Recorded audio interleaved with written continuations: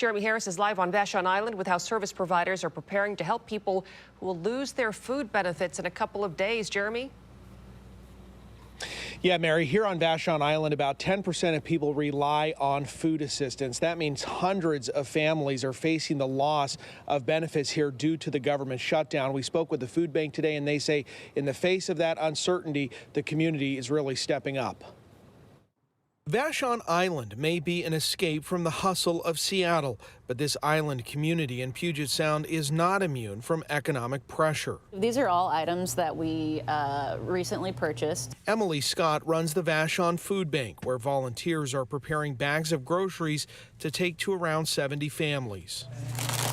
We're serving more people now than we ever have historically, at about average 300 households per week. The Vashon Food Bank says they've increased their spending on monthly food by 80% since 2022. They know Vashon families and vulnerable adults are stretching their dollars too. Things have not gotten cheaper and wages are not keeping up with the cost of living. I see the role of the food bank as giving people relief on their groceries so they can spend their money in other ways that help them thrive. We're seeing more concern from folks who are more middle class, just an uncertainty, I would say, across all programs. Jenny Johnson with Vashon Youth and Family Services says SNAP and other federal benefits that are at risk during the shutdown could make an already difficult situation for families here even worse. We have, almost a 10% poverty rate here on the island. We're not immune, but we also have a mindset here, a community mindset of looking out for one another, and it's not always easy. It's not effortless. We're going to feel this.